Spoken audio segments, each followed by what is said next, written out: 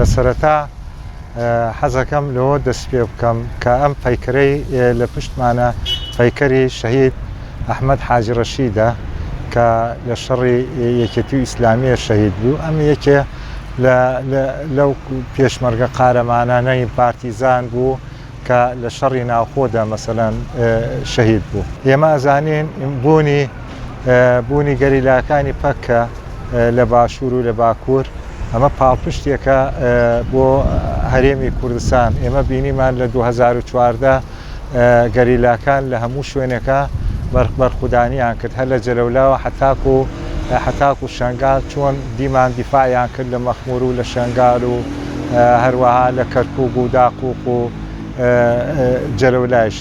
بۆیە مەسەلەن تورکیا هەوڵەدا بەم هێرشانە بە هاوکاری پارتی دیموکراتی کوردستان بۆ لە ناوبردنی تەفگەری گشتی و چۆڵکردنی ئەو شاخانە کە سەختە بۆی بتوانێت تەنزیمی قاعیدە و ئیسلامیەکان بێرە بۆ ئێرە و ئەمەش ئەبێتە بەڵایەک نەک تەنیا مەسەلەن بڵێن بۆ حەرەکەتی باکوور، بەڵکو دەبێتە بۆ هەرێمی کوردستان تاسیرەکە لەسەر قوارەی هەرێمی کوردستان تەنانەت ئەتوانێت تاسیر بکات لەسەر ڕۆژهەڵاتی ناوڕاست. چووکو ئێمە زانین ئەوەی لە تۆرەبۆرە بێ ئەتوانن قەندیل و باکووری مەسەلەن بڵێن باشووری کوردستان وەکو تۆرەبۆرە بکەن. ئەم سیاسەتەی پارتی دیموکراتی کوردستان بێگومان خزمەتی دوژمنانەکە بە تایبەت تورکیا، هەروەها ئەبێتە لە ناوچوونی دەستکەوتەکانی تەنانەت نەک بەس باکوور بەڵکو قوارەی هەرێمی کوردستان دەکەوێتە مەترسیە. چووکە ئێمە زانین دەوڵەتی تورکیا و فاشیستی تورکیا تەنانەت لەسەر مەریخش قبوڵ ناکە قوارەیەک و شتێک بێت خەیمەیەکش بێت بە ناوی کوردستان چۆن لە ئەم هەرێمە بمێنێت بێگومان نامێنێت. کاتە چارە نووسازەدا کە هەموو گەلانی ناوچەکە و ناوچەی ڕۆژهەڵاتی ناوەڕاست بە قۆناغێکی زۆر مێژوی و جددیات تێپەڕن، گەلی کوردی شوێنێکی پاش بەرخۆدانی ڕۆژاوای کوردستان و باکووری کوردستان ئێستا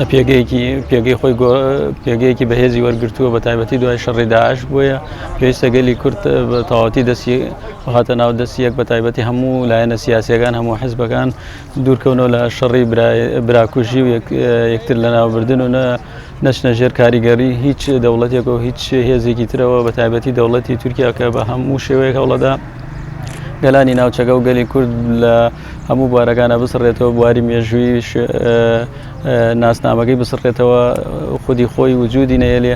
بۆیە پێویستە کەس نەچێتە ژێر ئەو کاریگەریانەوە. لە ئێستادا هەندێک لایەن وەکو پارتی دیموکراتی کوردستان و بەشێک لەو حیزبانە کەوتونەتە ژێر کاریگەری فشارێکی زۆری دەوڵەتی تورکیاوە و هەوڵی شەرەنگێزی دەدەن لە ناوچەکەدا بە تایبەتی ناوچەکانی پاراستنی میدیا. پێویستە گەلی کورد و وڵات پارێزان و خەڵکی بە شەرەف و بە ناموس هەوڵێکی جددی بدەن لەو منتەقە لە هەموو لایەکۆ فشارێکی گەورە دروستکەن لە ناوەی وڵات دەرەوەی وڵات بۆی ڕێگری بکرێت لەو شەڕانگێزی و شەڕفرۆشتنانە. بەڕاستی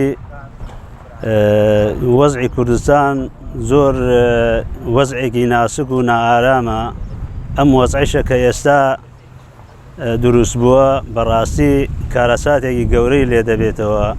بۆیە داواکەین لە جەماوەری بە شەرەفی کوردستان و هەموو سیاسەتمەداران و هەموو کوردپەروەر و ئەوانەی کە کوردیان خۆشەوێ و ئەوانەی کە کوردن ڕێگری لەم کارەساتە بگرن، چونکە ئەم کارەساتە لە خزمەتکردنی زیاتری دوژمنان زیاتر هیچ فایدەیەکی نییە. زۆر جار شەڕی کورد بە کورد بووە و شەڕی ناوخۆ و هەزاران ڕۆڵەی ئەم ملەتە تیا چووە و هیچ لە دوژمنان زیاتر هیچ کەسێ ئیسفادەی نەکردە. هەزاران گەژمان ڕۆیشتووە هیچ کەسێ ئیسفادەی لێ نەکردووە، تەنها دوژمنانی کورد. بۆیە داواکەین لە هەموو کوردێکی بە شەرەف لە هەموو ئازادی خوازێ لە جیهان ڕێگری لەم کارەساتە بگرن، چونکە تورکیا دوژمنێکی سەرسەختی کووردە و ئەیەوێ بە هەموو شێوەیە لە هەر شوێنێکا بێت مەترسیەکی بەڕاستی مەترسیەکی گەورەیە بۆ سەر قوارەی هەرێمی کوردستان و بۆ هەموو جوڵانەوەیەکی کورد لە هەر شوێنێکا بێت.